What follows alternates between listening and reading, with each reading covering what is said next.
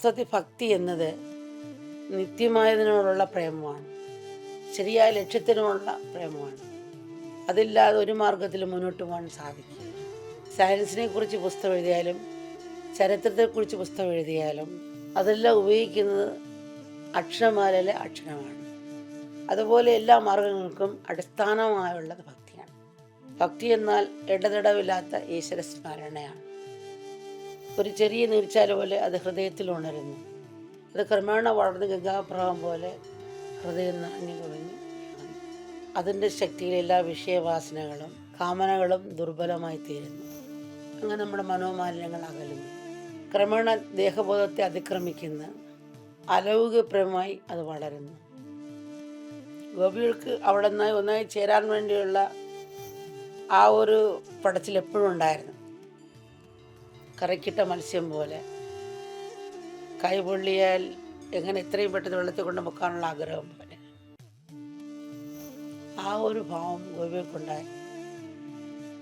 മുളക് പാത്രത്തിൽ കൃഷ്ണ, മല്ലിപ്പാത്രത്തിൽ മുകുന്ദ,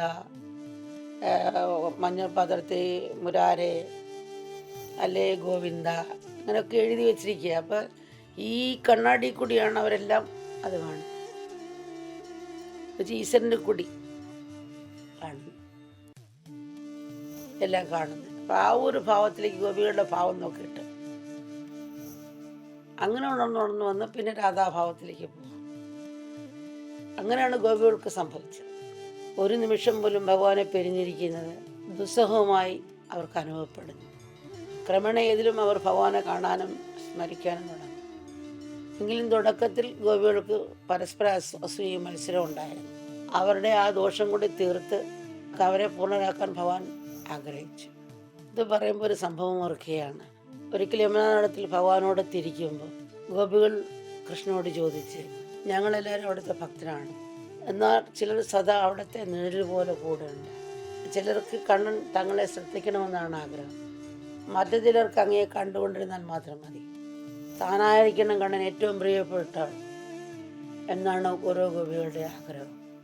ലോകത്തിലുള്ള ചിലരാണെങ്കിൽ അങ്ങയെ വെറും ഒരു സാധാരണക്കാരനായി കാണുന്നു. അങ്ങനെയാണെങ്കിൽ പലപ്പോഴും രാധയുടെ ഭക്തിയാണ് എടുത്ത് പറയാറുള്ളത്. ഏറ്റവും ഉത്തമമായ ഭക്തി എന്തെന്ന് അങ്ങ് പറഞ്ഞു തരുമോ? ഗോപികൾ കൃഷ്ണനോട് ചോദിക്കുകയാണ്. ഭഗവാൻ കുനിഞ്ഞ് യമുനയിൽ നിന്നൊരു വെള്ളാരം കല്ല് കയ്യിലെടുത്ത് ഗോപിയുടെ കയ്യിലേക്ക് കൊടുത്തിട്ട് പറഞ്ഞു, ഭഗവാൻ പറയുന്നത് പൊട്ടിച്ച് നോക്കാൻ പറഞ്ഞു. ഗോപികളിൽ ഒട്ടും മടിക്കാതെ പെട്ടെന്ന് അത് പൊട്ടിച്ചു.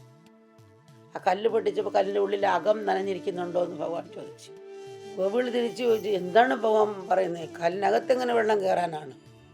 അപ്പോൾ ഭഗവാൻ പറയാം, അല്ലാതെ വർഷങ്ങളായി വെള്ളത്തിൽ തന്നെ കിടക്കുന്നതല്ലേ ഈ കല്ല്.